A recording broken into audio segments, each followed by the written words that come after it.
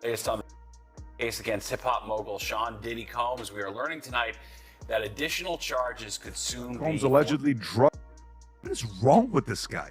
10-year-old boy in a Manhattan hotel room in 2005, which Combs telling aspiring musician, you have to do some stuff you don't want to do sometimes after the boy. What the federal government sometimes does when they're continuing their investigation is they'll do a subsequent indictment, which is a superseding indictment. It usually amends and replaces the original. Man Diddy's world is crashing down hard. The lawsuits, they're coming at him like a tidal wave, piling up faster than anyone can count. And now he's stuck in jail with no bail, facing the kind of heat that even his money can't put out. But that's not even the worst of it. Folks from his own camp are flipping on him. First, his old publicist started hinting that they got dirt to spill, and now his attorney just up and walked out of the courtroom. Diddy's whole reputation down the drain, and with all these secrets bubbling up, it looks like his troubles are just getting started. The streets are watching, and everyone's wondering what else is about to come out. Sean Combs isn't just fighting for his freedom, he's pulling out all the stops to get out of jail before his trial even begins. The hip-hop mogul, who's facing serious theft and racketeering charges,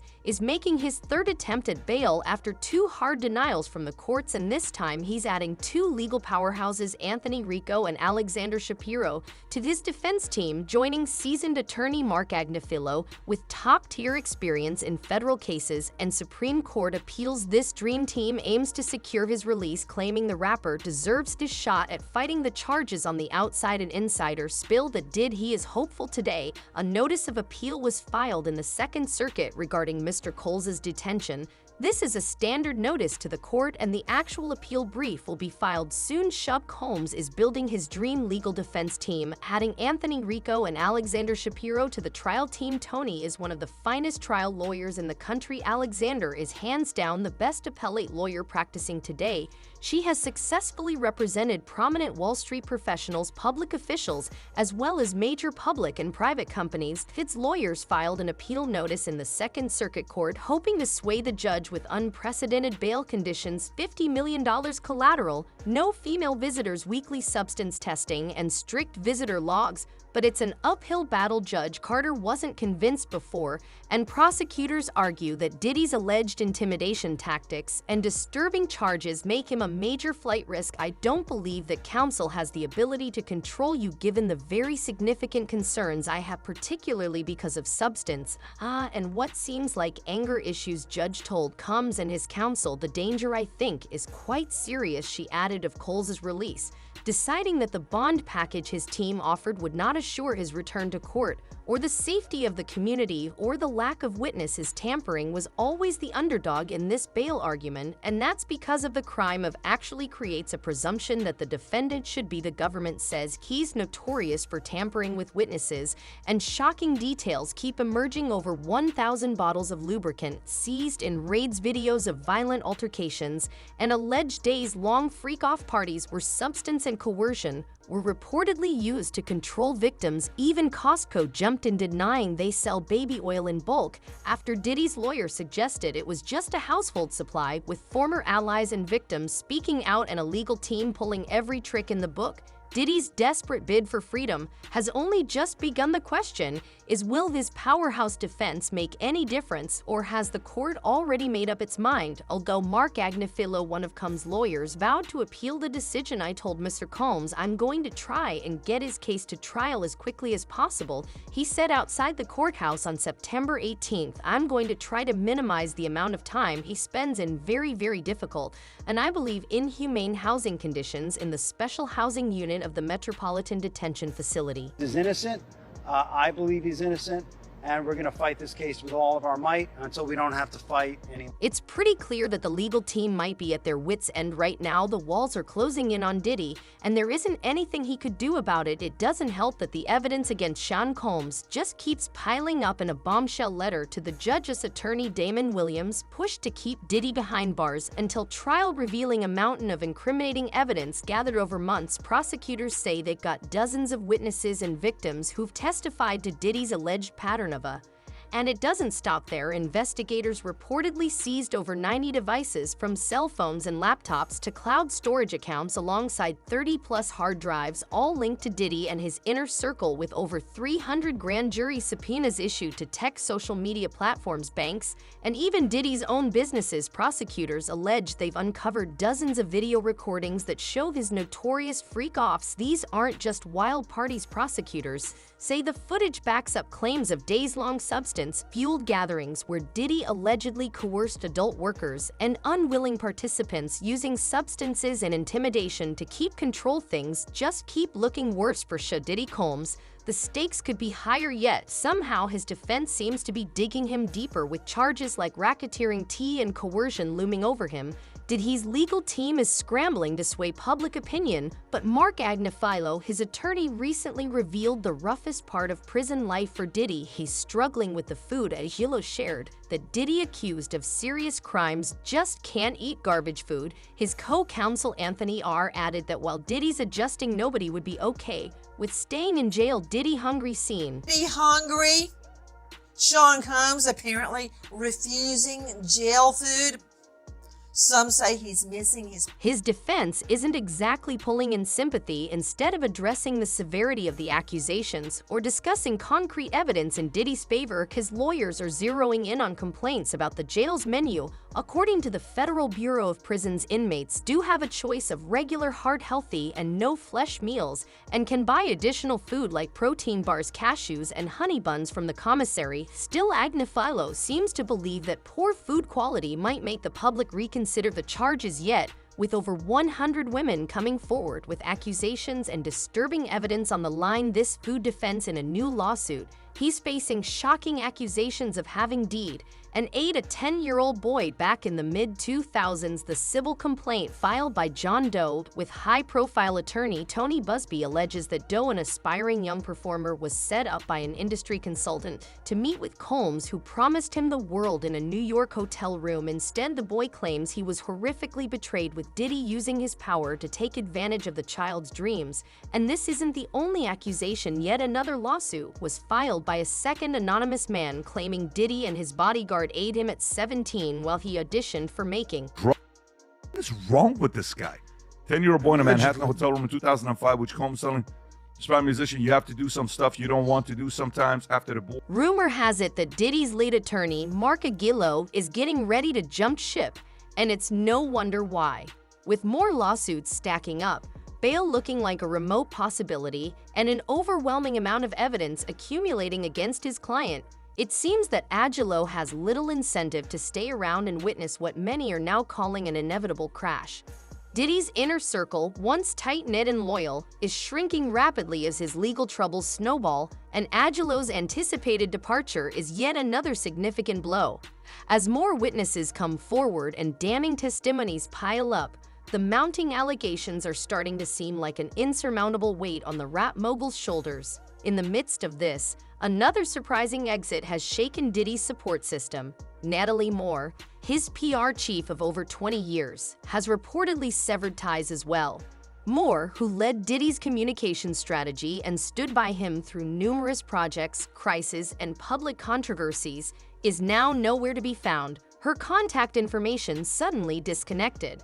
After decades of managing his image and handling public backlash, it appears even Moore has reached her breaking point, walking away just as Diddy faces federal racketeering charges that are attracting intense scrutiny and damaging his reputation more than ever. Moore's exit signals that Diddy's situation may be far more serious than even his most devoted supporters could manage, and it casts further doubt on whether he has the resources or backing left to weather what's unfolding. As Aguilo and Moore exit the scene, Diddy's remaining support is dwindling fast, and many are left wondering if this series of departures could mark the end of an era for him. Our guru, who has been with him for the last 20 years and helped him launch all of these different businesses, from the luxury clothes to the Ciroc, all of it quit. According to sources, her sudden exit isn't just about cutting ties. Their speculation, she could be under legal scrutiny herself, and might even be forced to testify in court. This situation left her with no other option. Diddy was her entire world. She will surely be deposed for this if she has not been already. Natally stuck with him.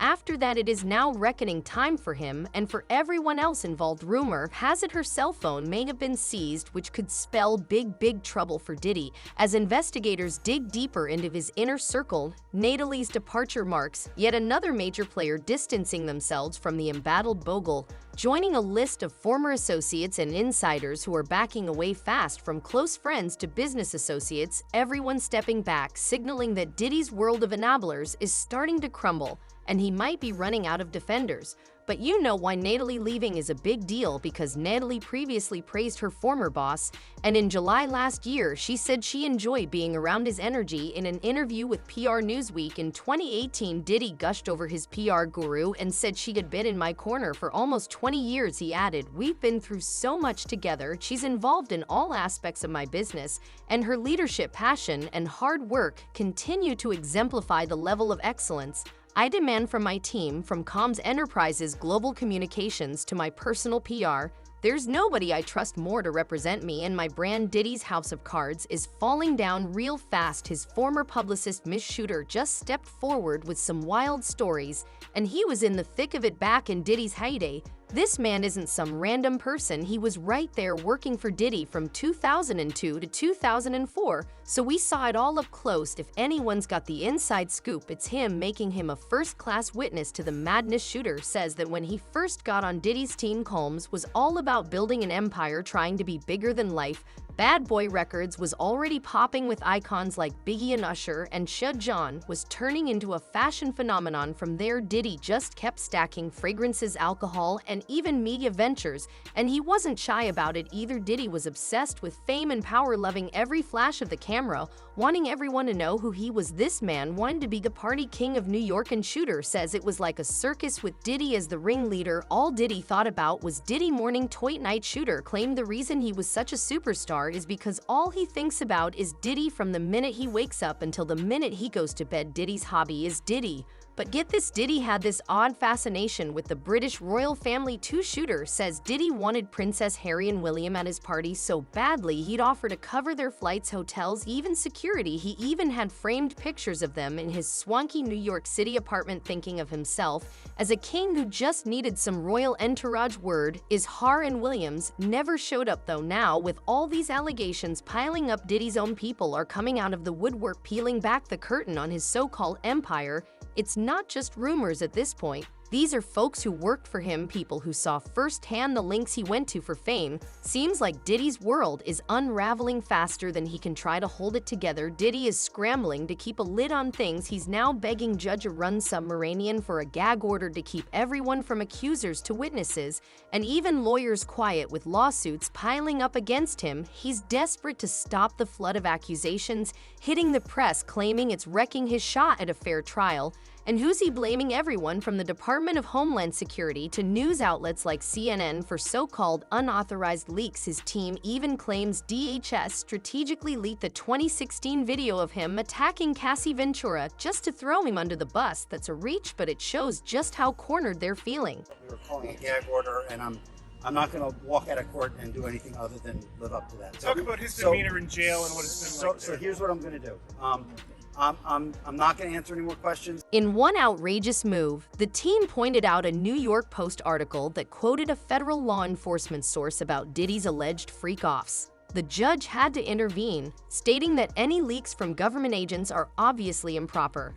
However, Judge Subramanian is not agreeing with Diddy's request for a complete gag order, instructing both parties to abide by the rules and reminding them that they cannot simply throw grand jury information out there. Subramanian wrote that this order requires the government to notify the agencies involved in this case or the related investigation of their obligations under U.S. District Courts for Southern and Eastern New York's Local Civil Rule 23. And to furnish this order to them, the court will take appropriate action for any violation of the rules. Meanwhile, even more lawsuits keep popping up. One from Ashley Parham claims Diddy retaliated against her for mentioning Tupac's elimination, while another from John Doe alleges Diddy assaulted him back in 1998 as part of a rite of passage. These stories are chilling, and it seems the harder Diddy tries to shut people up, the louder they get, with his rep hanging by a thread. And a trial set for May 2025, it's clear he's got a long, messy road ahead. Whether the gag order sticks or not, this storm around Diddy isn't dying down anytime soon. However, Coles' lawyers have lost a bid to impose a gag order on government agencies involved in investigating his federal racketeering and criminal case, whom Combs' team has accused of leaking information to the press in an order. Judge Arun Subramanian refused to adopt either proposed order filed by the prosecution and the defense. Instead, he wrote both sides are expected to abide by the existing laws prohibiting lawyers, investigators, and government agents from revealing grand jury proceedings and releasing non-public information that might interfere with a fair trial. To be clear, this order isn't based on a finding that there has been any wrongdoing thus far, as the court has yet to issue any official findings regarding allegations of case-related information leaks, as Judge Subramanian recently clarified in an order. The judge emphasized that the purpose of the order is to ensure nothing from here on interferes with a fair trial, underscoring the need for fairness in this highly publicized legal situation. But if there's one person definitely not on Diddy's side, it's 50 Cent. The rivalry between the two has been long-standing, but with the slew of lawsuits and mounting accusations currently circling Diddy, 50 Cent is turning up the heat like never before. Can anyone really blame him? Just this past week, 6 new cases have reportedly been filed against Diddy, who now faces a range of serious charges, including racketeering. The situation is nothing short of a legal crisis, and it's drawing intense public interest as well as criticism from figures like 50 Cent, who's been outspoken about Diddy for a while now. 50 has been calling Diddy out, accusing him of various misdeeds, and these fresh allegations only seem to have added fuel to the fire. With everything from allegations of financial impropriety to involvement in shady dealings now coming to light, 50 Cent's comments are gaining more traction, especially given Diddy's rising legal troubles. As the cases unfold and Diddy's legal team gears up to defend him, it seems unlikely that 50 Cent will remain silent as the tension between these two powerhouses continues to escalate in the public eye. Serious right now? Like, is this for real? This man 50 Cent is releasing a docu-series on Netflix. This whole time, I thought this man was joking. I thought he was capping. So the tweet says, I've been telling y'all about this weird-ish. I don't do no puffy parties. You didn't believe me, but I bet you believe me now. He's been exposing Diddy's so-called freak-off party, saying, yo, I've been stepping away from that kind of stuff the entire time. That's just not my style. While Hollywood seemed to let Diddy run rampant, 50 was out here dodging him like the play. He wasn't getting caught up in that freaky ass, no matter how much clout Diddy he had or how much the elite wanted him around. In an interview with People, 50 said it straight, look, it seems like I'm doing some extremely outrageous things, but I haven't. It's really just me saying what I've been saying for 10 years now. It's becoming more full-facing in the news with the puffy stuff, but away from that, I'm like, yo, it's just my perspective. Because I stayed away from that stuff the entire time. See, while Diddy was out here doing whatever he wanted, thinking he was untouchable, it was really about keeping Hollywood entertained. That's the ugly truth. They were happy to look the other way because Diddy was supplying those wild parties and connections. Meanwhile, 50 was like, no, I'm not with that. He's always kept it real, saying, I also didn't go to those parties. So a lot of the celebrity culture that you don't hear saying anything is because they participated to a degree. I'm just not with all that freaky stuff, like all of that stuff he's doing. I'm not into that type of stuff. I'm just a little more, maybe you could say, basic or normal. And honestly, you got to respect 50 for sticking to his guns while everyone else was caught up in Diddy's chaos. That's all for today. If you like that video, hit like, subscribe, and stay tuned for more videos like this.